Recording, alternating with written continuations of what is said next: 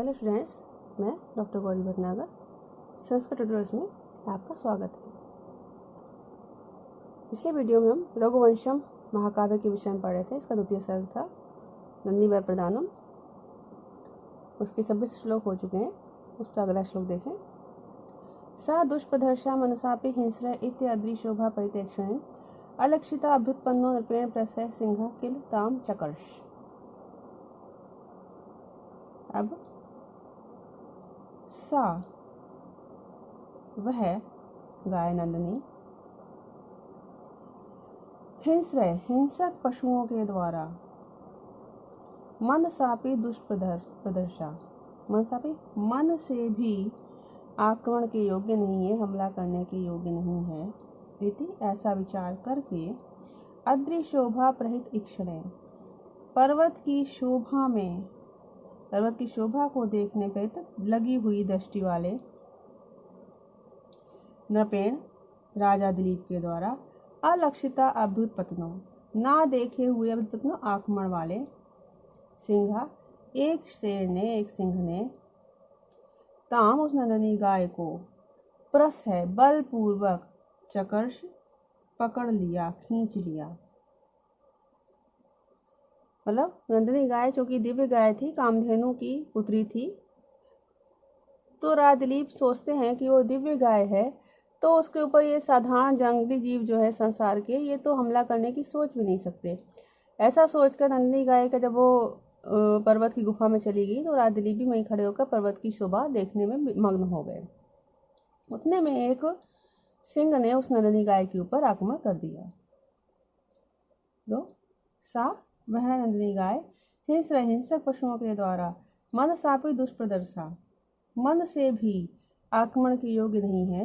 इति अदृश्य शोभा प्रहित इस प्रकार पर्वत की शोभा को देखने में लगी हुई दृष्टि वाले नृपेण राजा दिलीप के द्वारा अलक्ष्य अभ्युत्पन्नो ना देखे हुए आक्रमण वाले एक सिंह ने ताम उस नंदिनी गाय को प्रस्य बलपूर्वक चकर्ष खींच लिया। तदीयम आक्रंदितम आर साधो गुहा निबद्ध प्रतिशब्द दीर्घम रश्मिश्व इव आदाय नगेंद्र सक्ताम निवर्त्यामास नृपस्य दृष्टि। अच्छा, यहाँ से देखें, गुहा निबद्ध प्रतिशब्द दीर्घम, गुफा में निबद्ध रहने के कारण प्रतिशब्द दीर्घम प्रतिध्वनि से बढ़े हुए, प्रतिध्वनि से दीर्घम बढ़े हुए। तदीयम आक्रंदितम उस नंदिनी गाय के आक्रंदन को, उस नंदिनी गाय के क्रंदन को आर्त साधो दुखी जनों का हित करने वाले, दुखी जनों की भलाई करने वाले नृपस्य राजा दिलीप की नगेंद्र पर्वत राज हिमालय में सक्ताम लगी हुई दृष्टि को रश्मिश्व मानो रश्मिश्व आता लगामों से आधा मीन्स पकड़कर निवर्त्यामास वापस लौटा दिया। जैसे किन्हीं घोड़ों को काम करने के लिए उनकी लगाम को खींच लेते हैं और घोड़े रुक जाते हैं, उसी प्रकार से उस नंदिनी के एक क्रंदन को सुनकर, उसके एकदम चिल्लाने को, रोने को सुनकर राजा दिलीप जो पर्वत की शोभा में लगे हुए थे उसको देख रहे थे मग्न होकर, उनका ध्यान एकदम इस ओर गया कि नंदिनी गाय का क्रंदन हुआ है, वो जोर से रंभाई है। तो उनकी दृष्टि को उसी प्रकार से उसके क्रंदन ने वापस खींच लिया, ध्यान बटा दिया, जैसे कि लगामों को खींचकर घोड़ों को रोक दिया जाता है। तो गुहा निबद्ध प्रतिशब्द दीर्घम, गुफा में रहने के कारण प्रतिशब्द दीर्घम प्रतिध्वनि से बढ़े हुए। तदीयम आक्रंदितम उस नंदिनी गाय के क्रंदन ने आर्त साधो दुखी जनों का हित करने वाले नृपस्य राजा दिलीप की नगेंद्रम पर्वतराज हिमालय में लगी हुई सक्ताम पर्वतराज हिमालय में लगी हुई, उसको देखने में लगी हुई दृष्टि को रश्मिश्व मानो लगामों से आदाय मीन्स पकड़कर निवर्त्यामास वापस लौटा दिया।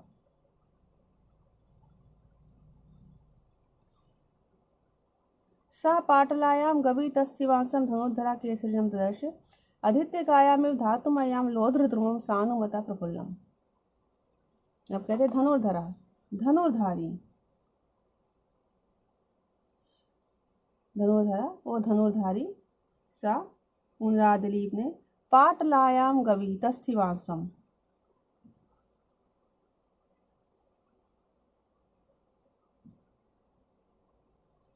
पाटलायाम लाल रंग की गवी नंदिनी गाय के ऊपर, तस्थिवांसम बैठे हुए, केसरिण उस शेर को, सानुमता धातुमयाम, सानुमता पर्वत की, धातुमयाम गेरू रंग वाली, मतलब गेरू के, धातु में गेरू कहते हैं, गेरू के सानुमता पहाड़ की, अधित्यकायाम ऊंची भूमि पर,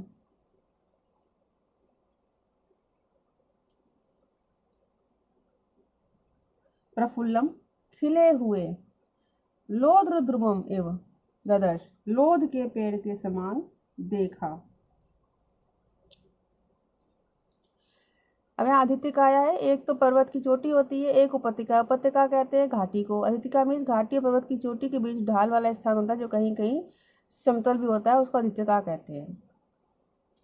तो गाय लाल रंग की है और शेर जो है वो कैसा है, नारंगी रंग का होता है शेर, नारंगी भूरा सा, गेरू का रंग भी ऐसा ही होता है।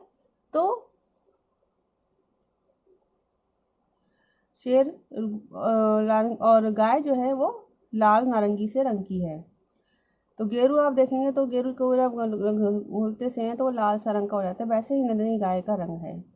तो जो नंदिनी गाय के ऊपर शेर पकड़े बैठा है, नंदिनी गाय को उसके ऊपर बैठा है, चढ़ा, वो नीचे है, उसके नीचे दबी हुई, उस पर चढ़ा हुआ शेर बैठा है, हमला करके पकड़ के बैठा हुआ है। तो कवि ने ऐसी कल्पना की है मानो गेरू का पहाड़ हो, नंदिनी गाय की तुलना गेरू के पहाड़ से की, गेरू के पहाड़ की ढाल की भूमि से की है। अब यहाँ गेरू के पहाड़ से तुलना नहीं की है, गेरू के बाद ढाल की भूमि से की है। क्यों? क्योंकि नंदिनी गाय स्त्रीलिंग है और ढाल भी स्त्रीलिंग है, इसलिए सीधे गेरू के पहाड़ से तुलना करके उसकी भूमि से तुलना की है। तो गेरू के पहाड़ की ढाल वाली ऊंची भूमि जैसी है और उसके ऊपर मानो लोध का पेड़ खड़ा हुआ। लोध का पेड़ पीले पीले फूलों होते हैं उस लोध के पेड़ पर, और पेड़ कैसा होता है, भूरे रंग का होता है तना उसका। तो शेर की तुलना लोध के पेड़ से की हुई, से पीले फूल खिले हुए हैं। और नंदी गाय की तुलना की है गेरू के पहाड़ की भूमि से। तो फिर से एक बार देखें, धनुधारा सा, धनुधारी उनराजा दिलीप ने पाटलायाम गमी उस लाल रंग की गाय नंदिनी गाय पर तस्थिवांसम बैठे हुए केसरी शेर को किस प्रकार से देखा, शेर को धातुमयाम सानुमता गेरू के पहाड़ की, अधित्यकायाम ऊंची भूमि के समान, ढाल वाली ऊंची भूमि पर, प्रफुल्लम खिले हुए, लोधद्रुमम इव ददर्श लोध के पेड़ के समान देखा। ततो मृगेन्द्रगामी बधाय बधस्य शरम शरण्या जाता विशंगो नृपति निशंगात उद्धृत मेच्छत प्रसरभूत उद्धृत अरि।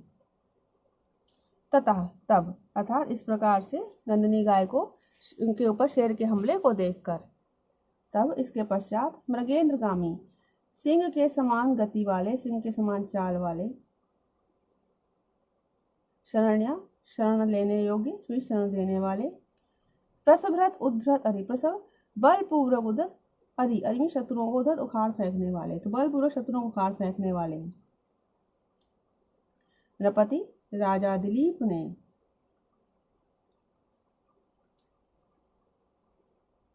जात भिषंगा प्राप्त तिरस्कार से, मीन्स प्राप्त तिरस्कृत होते हुए, तिरस्कार प्राप्त होने पर, बध्यस्य मारने के योग्य, मृगेंद्र उस सिंह का बधाए वध करने के लिए, मारने योग्य सिंह का वध करने के लिए, निशंगात तरकश से, शरम बाण को, उद्धृतुम ऐच्छत निकालने की इच्छा की। मतलब है जब उन्होंने दिलीप ने उसको देखा, शेर को, गाय को पकड़े हुए, तो उनको बड़ा क्रोध हुआ। उन्होंने अपने आप का अपमान समझा। क्या अपमान समझा? कि जिसकी रक्षा के लिए वो लगे हुए थे, इसकी रक्षा में तत्पर थे, उस गाय की वो रक्षा नहीं कर सके। तो इस अपमान के कारण क्रोधित होते हुए उन्होंने उस शेर का वध करने के लिए अपना धनुष अपने तरकश में से बाण निकालने का प्रयास किया तथा तब मृगेंद्रगामी सिंह के समान गति वाले चाल वाले शरण देने वाले प्रसरक उद्धरत अरि बलपूर्वक अरि शत्रुओं को फाड़ फेंकने वाले नृपति उन राजा दिलीप ने जात अभिषंगो तिरस्कृत होने पर वध्यस्य मारने योग्य मृगेंद्र से मारने योग्य सिंह का वध करने के लिए निसंगात शरम उद्धरतुम एचत निसंगात तरकश से बाण को निकालने की इच्छा की।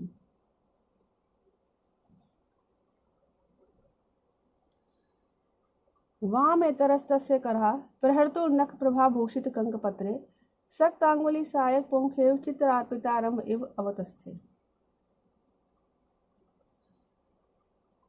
प्रहर्तु प्रहार करने वाले तस्य उन राजा दिलीप का वामेतर वाम कहते बाएं को इतर मीन्स दूसरा बाएं से दूसरा अर्थात कौन सा हो गया दाहिना वामेतर बाएं से दूसरा अर्थात दाहिना करहा हाथ नख प्रभा भूषित कंक पत्रे नख प्रभा नाखूनों की कांति से शोभा नाखूनों की चमक से भूषित अलंकृत कंक पक्षी के पंखों वाले सहायक पुंख बाण के मूल भाग में ही सख्त अंगुली चिपकी हुई उंगली वाला होकर चित्र अर्पितारंभ अवतस्थे मानो चित्र लिखित के समान हो गया। क्या मतलब हुआ जो ना बाण निकालना चाहा वामित्र में दाहिने हाथ से तरकश से बाण निकालना चाहा तो उनका जो हाथ था वो उस तरकश आपने कई बाण देखे हो तो बाण का आगे वाला हिस्सा नोक वाला होता है और पीछे जो है पंख से लगे होते हैं बाण में पिछले भाग में तो उसी पंख का गाय कंक पक्षी के पंख लगे हुए थे बाण तो बाण का नुकीला हिस्सा अंदर रखा होता तरकश में वो बाहर की तरफ वो पिछला हिस्सा होता है पंख वाला। तो जब उन्होंने उस पंख वाले हिस्से को बाहर खींचना चाहा तो उनकी जो उंगलियां थीं वो उस बाण के मूल भाग में उस हिस्से में चिपक गई तो उनका हाथ कैसा चिपकी उंगलियों वाला हो गया जैसे कि चित्र में बना हुआ हो जाता है चित्र लिखित से वो वैसे ही हो गए मीन्स उनका हाथ तरकश में ही चिपक गया तरकश में रखे बाण में ही चिपक गया और वो मानो चित्र में बने हुए किसी चित्र में बने हुए व्यक्ति के समान हो गए। कैसे देखें प्रहर्तु प्रहार करने वाले तस्य उस राजा दिलीप का वाम में तरकरा बाएं से दूसरा था दाहिना हाथ नख प्रभा भूषित कंक पथ नाखूनों की चमक से अलंकृत कंक पक्षी के पंखों वाले सहायक पुंखे बाण के मूल प्रदेश में सक्तांगुली चिपकी हुई उंगलियों वाला बाण के मूल प्रदेश में ही चिपकी हुई उंगलियों वाला होकर चित्रार्पितारंभ अतस्थे चित्र लिखित के समान हो गया। बाहो प्रतिष्ठम विवृध मन्युर अभ्यर्ण माग स्कृतम स्पृशद्भि राजा सतेजो भी अदहता अंतर्भोगी मंत्र औषधि रुद्ध वीर्या।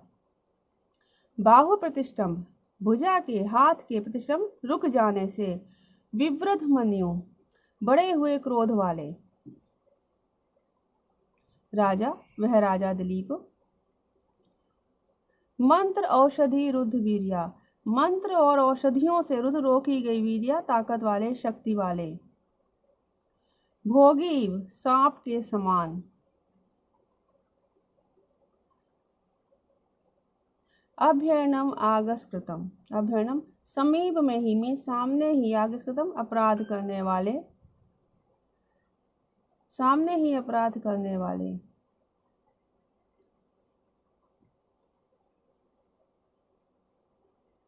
शेर को अस्पृशद भी में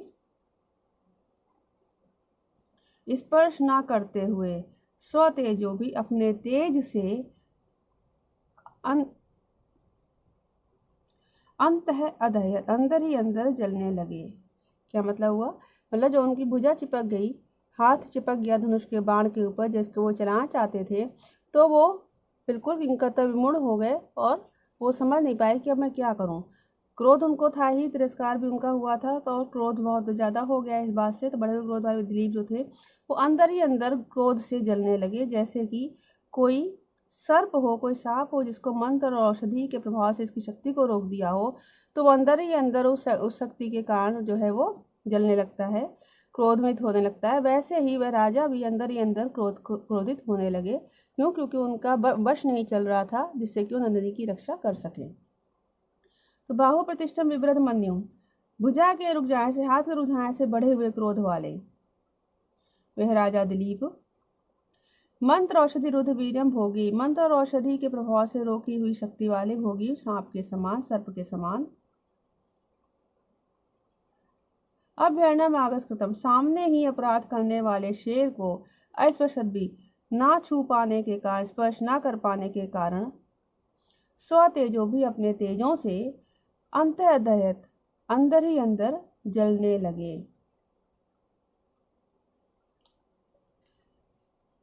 तम आर्य ग्रह निगृह धेनु मनुष्यवाचा मनुवंश केतुम, विस्मयन विस्मितम आत्मरत्तो सिंहो उरुसत्वम निजगाद सिंहा।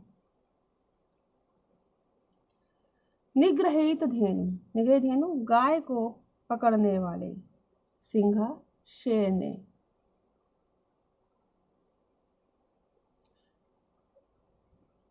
आर्यग्रहम, आर्यग्रहम श्रेष्ठ जनों के पक्षपाती, मनुवंश के तुम, मनुवंश की ध्वजा के समान, मनुवंश में ध्वजा रूपी अर्थात अग्रणी। सिंह और रुसत्वम, सिंह के समान शक्ति वाले। और आत्मवृत्तो, अपने संबंध में विस्मित होते हुए, अपने संबंध में आश्चर्यचकित होते हुए, तम उन राजा दिलीप को, विस्मितम विस्मित करते हुए, चकित करते हुए, मनुष्यवाचा मनुष्य की बोली में, निजगाद कहा। मतलब राजा दिलीप की एक तो वहां पे उन्होंने प्रशंसा की है, उनके लिए कहा कि वो शेष जनों के लिए पक्षपाती हैं, मनुवंश की ध्वजा के समान है और सिंह के समान शक्ति वाले हैं। ऐसे राजा दिलीप को सिंह ने, जो पहले ही अपने संबंध में आश्चर्यचकित हुए थे कि मेरी भुजा जो है वो किस प्रकार से बाण में चिपक गई है, उसके बाद उनके उस आश्चर्य को और बढ़ाते हुए उस सिंह ने मनुष्य की वाणी में कहा। फिर से एक बार देखेंगे। निग्रही धेनु, नंदिनी गाय को पकड़ने वाले, सिंहा उस सिंह ने, आर्यग्रहम आर्य वंश में, शेष जनों के पक्षपाती, मनुवंश के तो मनुवंश की ध्वजा के समान, सिंह और सत्तम और सिंह के समान शक्ति वाले। और आत्मरत्व, अपने संबंध में विस्मित चकित होते हुए, अपने चकित होते हुए अपने भुजा के बंधने रूपी वृत्तांत से, बंधने रूपी क्रिया के संबंध में चकित होते हुए, तम उन राजा दिलीप को विस्मय और अधिक चकित करते हुए, मनुष्यवाचा निजगाद मनुष्यवाणी में कहा।